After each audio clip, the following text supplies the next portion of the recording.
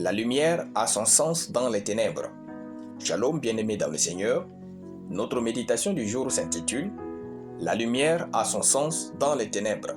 Nous tirons notre texte dans Matthieu chapitre 5, le verset 16, qui nous dit ceci. « Que votre lumière luise ainsi devant les hommes, afin qu'ils voient vos bonnes œuvres et qu'ils glorifient votre Père qui est dans les cieux. » Alléluia. Lorsque Dieu nous laisse entendre que nous sommes la lumière du monde, c'est pour le glorifier. Ce qui ne sort pas à première vue dans ce verset est le fait que la lumière brille dans les ténèbres. Ce monde est rempli de méchanceté et tous les coups sont permis, quoi que vous fassiez et où que vous soyez. Ce monde a des ténèbres qui empêchent un grand nombre de vivre comme une lumière. En tant que des enfants de Dieu, sachant que c'est dans notre nature de vivre au milieu des situations difficiles, telle une lumière dans les ténèbres. Le peuple de Dieu est un peuple qui est fait pour prospérer dans les persécutions et difficultés. Il est écrit, plus on l'accablait, plus il multipliait et s'accroissait, et l'ont pris en aversion les enfants d'Israël. Exode chapitre 1, le verset 12. L'apôtre Paul l'a encore dit, nous sommes plus que vainqueurs. Romains chapitre 8, le verset 37. Dieu ne vous a pas conçu pour vivre au milieu des jouissances et des tranquillités. La lumière n'est pas importante le jour, mais la nuit. C'est dans la nuit de votre vie actuelle que vous devez mener une vie qui a du sens. Peu importe comment vous ressentez la force des ténèbres, sachez-le, les étoiles brillent la nuit.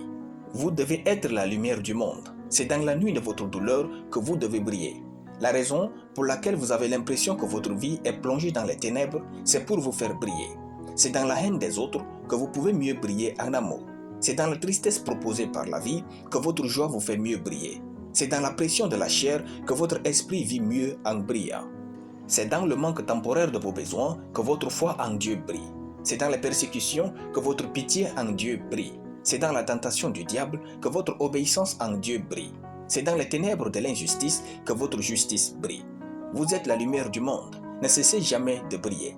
Il est écrit que votre lumière luise ainsi devant les hommes afin qu'ils voient vos bonnes œuvres. Faites toujours le bien.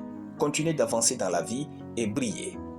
Ne détruisez jamais votre lumière pour faire plaisir aux gens qui vous détestent et qui ne vous connaissent pas. Continuez de briller dans tout ce que vous faites. Vous avez été créé par Dieu pour rayonner, pour faire la différence, pour régner et pour faire de ce monde un endroit agréable. Gloire à Dieu. Nous allons prier. Merci Père de m'avoir fait beau, excellent, fort et avec la capacité de changer les ténèbres en lumière. Je brille dans tout ce que je fais au nom de Jésus. Amen.